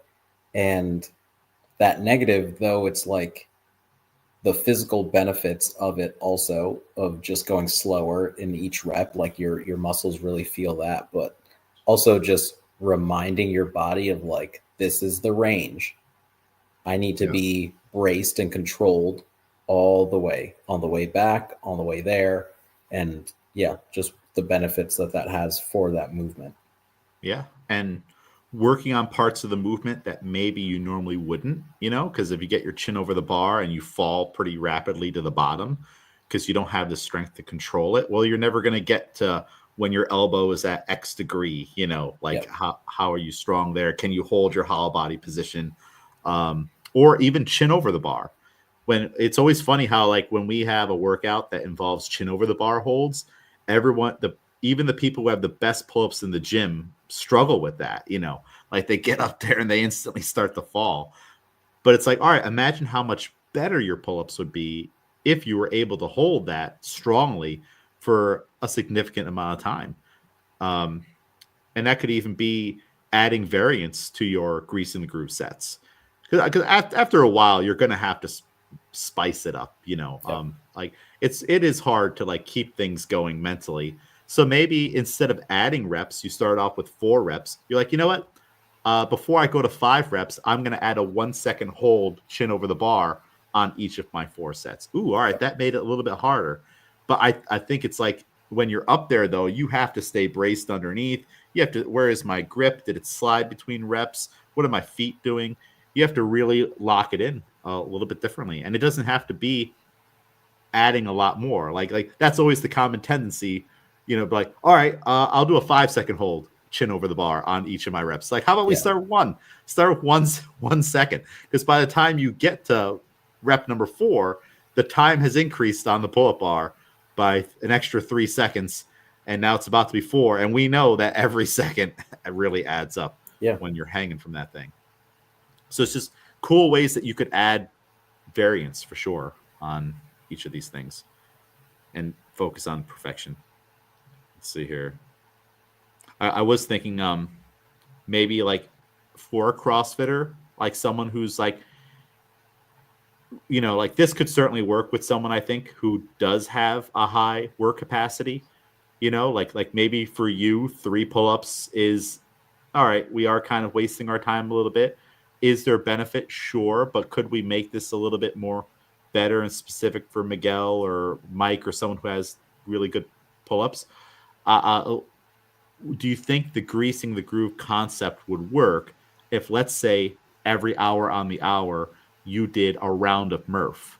Let's say you did 5, still focusing on perfection. You did 5 nice, solid, strict pull-ups, went to the floor, did 10 solid, strict push-ups, and then like didn't speed through the air squats. You're not getting toesy, just nice air squats. Right. And then there's one round, and like so now you did do the more option instead of just doing 3 pull-ups. But for you, you can handle that. And like over the course of a day, you did 10 rounds of Cindy. Like, do you think it would still work that way? Yeah, I think that's because I mean, at the end of the day, right? Like after all the sets, if you were doing like a Murph a day, as long as you were focused on what you're doing, like the whole point of this is like, yeah, you're doing the movement strict. You're going to work in a way that's very accessible, very easy for you to do. Like, let's say that takes me a minute and I'm very much controlled in each time that I'm doing it, and I'm not getting tired. I'm not sacrificing any movement. I think that's the same exact thing. And yeah, for each, like they say in the article, like that level of where of before fatigue is setting in, and even the intervals in between them are gonna differ from person to person. So yeah. I wonder, like, if someone did that for their Murph prep, how that would lead to performance and crushing Murph on the actual day of. Like, if you're like, all right, instead of doing those other things, all I have time for is just every hour on the hour do sets, and maybe you do 20, or no, 20, that's 20 hours. That's maybe not going to work, but you did something like that, and who knows, maybe eventually you do expand it up to, all right, I'm going to do 2 rounds of that every hour on the hour with strict form. That's 20 rounds. If you got to the point where you were doing that, I have to imagine you're going to blow out that middle portion, even if you just did that for a month. Like like someone like you, who like you have butterfly pull-ups and already good advanced level types of pull-ups, and you can do big sets of push-ups. Like, I don't know, like if you did that, do you think that you would just absolutely crush the middle portion when the time came to it? For sure. Like my biggest downfall is the push-ups, and if I was to hit, in no matter how I did them throughout the day, like let's say I was doing 1 push-up every hour, like even that would be enough for my body to be like, oh yeah, we're comfortable with push-ups. Like you don't have to hit that. And we're talking 7 days a week, right? That's going to add up in a good way. The other alternative is like the current of like, oh yeah, if I don't go into the gym and don't do it like before barbell club like I do some days, I'm honestly not hitting any reps of really anything. Yeah. So if you were to make it accessible in a way of like, oh yeah, it's just this, it's something so tiny that you can definitely get it done, then yeah. I'm gonna start experimenting with it. I have a pull-up bar in the wall over there, and if I take one of these chairs and put it behind it, I can do the toenail pull-ups because my pull-ups are gone. I can maybe do 1 or 2 kipping, but it's like, all right, I would rather. How about we take this time to really develop a nice strict pull-ups again? And I was like, well, what if I do this greasing the groove thing? Just kind of add this in. Just do 3 of them every time I pass it or whatever, or set a timer on my phone, and then that's kind of mixed in with everything else that I'm doing. I would like to experiment with it, so I think I will. So we'll see what happens on either today or Monday. I need to do a test. So I thought I would just hang from it and see if I can do a strict pull up. So actually, I think that's probably the best test, right? Um, I don't think it'd be beneficial for me to do like a max set from toenail pull ups Right. because I know I can do them, right? The ultimate goal is the full pull up, and my pull up bar is the neutral grip. It's the Yep. wall one. So we'll start there. That's yeah. So I'm going to try to do a pull up, and my assumption is no, I can't do one. And then now I want to do this for a period of time, and then let's see if it changes. So this will be a cool experiment because I am starting from a place of I think 0. Does it work? Let's find out if Yeah. it works, right? Hmm. And I'll keep track of how many pull-ups I do a day, and it'll obviously start scaled. But then when I can do them, then I'll have to reset the numbers probably. Yeah. Let's say if all of a sudden I can do 3 pull-ups, well then now I should do 1 every time periodically, Yeah. and take the chair away. So I'm gonna experiment with it, and then I'll have to report back on how it works because I've never done this method like this consistently. I've done it Mhm. like I've tried to do like planks every day, Yeah. like way back. And I did notice my planks got better, but I also never tested them. Like, well, how long can I hold a plank? Because I don't like planks and also weightlifting training, stuff like that. Yeah. And now I'm already doing all this core stuff. So this will be a cool experiment. What do you think? Are you gonna try anything like this? Or have you tried this method before and it worked? Yeah, I kind of had a thing with push-ups, I think in 2020, that I was doing that definitely, yeah, like I did the test before and then the test after, and yeah, the number shot up. I probably like 10 to 15 added within a unbroken set within like a month, probably. Okay. Yeah. That's pretty darn good. Yeah. Yeah. Well, I'm gonna test it out from essentially a baseline of 0, no kipping, just strict. See what happens, and I'm also hoping for an added benefit if that will help me to continue to get this wrist strong to the Yeah. point where we can be face down because this is you see the difference on the Yeah. flexibility on them like that's as Yeah. far as it bends right now. So but I'm hoping if maybe some added strength and stability there from doing all this pulling will help. Yeah. So I will have to report again on how Grease in the Groove goes. The downsides, the end of the article, they just said the upside is you'll get really good at one movement that you do this for, but the downside is it doesn't really have any carryover effect outwards Right. to other things, which I don't know. Maybe not. Yeah, they said kind of like if it's the similar style, like, Yeah. your rowing will get better if you're doing pull-ups and things like that. But yeah. I'm wondering if it'll just have like okay, like it won't make your if you do just the pull-ups, it won't make your back squat stronger or something like Right. that, right? But like I am still wondering from like a viewpoint of like, okay, if you had someone, let's say we'll use Haley as an example. If you have a woman that can't do 1 strict pull-up, get to the point where she can do 10, I would gather her upper body is stronger and more stable to hold heavy jerks overhead. Yeah. Like that's got to help, Yep. right? Is that a way to get your jerk better? Maybe not, but is it a way to kind of like lock in some pieces in certain moments? Maybe. See, it's all speculate. It's Right. all like I have nothing like that's just a thought I have. With my thought is if we get Haley to the point where she has sound pull-ups, it will help her weightlifting with shoulder stability and wrist strength and everything immensely. Yeah. But that's just a thought. The only way to know if it works is to get Haley pull-ups, which that's still a goal. I would still like to do that. So cool. Well, Miguel, any other closing thoughts on Grease in the Groove here? Yeah, no. I mean, it's definitely an interesting thing of just like think of it as a skill and not as something that you're not always going to see the instant kind of jump in that skill. Sometimes it's just doing it to do it to make sure that you're at a level that's good, and then see where that goes. Yeah. And oftentimes developing a skill you don't find out until like you said like many months later and it's almost like oh, I can do that now kind of a Right. thing. Like you just discover like, oh, I can kick up on a handstand. Wow, I didn't. Or like for me, I haven't done any squatting or leg work outside of holding the hollow body and squeezing my legs and stuff like that and Supermans and stuff. And now I'm going down the stairs. So it's Yeah. like that was just kind of like oh, I didn't know that was going to happen today, or I was capable of doing that. I unlocked this piece in my brain that gave me the courage to at least try it for a second because of all the other things I've been doing and bracing really, really hard.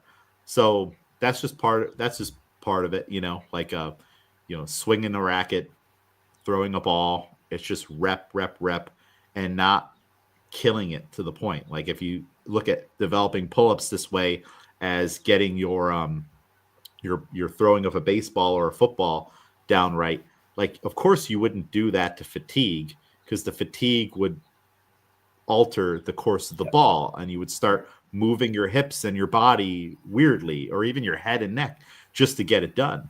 It's kind of the same concept that we're taking with push-ups and pull-ups and stuff, or even sit-ups. Yeah. Do this with sit-ups. Add in a ton of if you do like if you want what if Miguel did 10 hollow rocks every hour on the hour?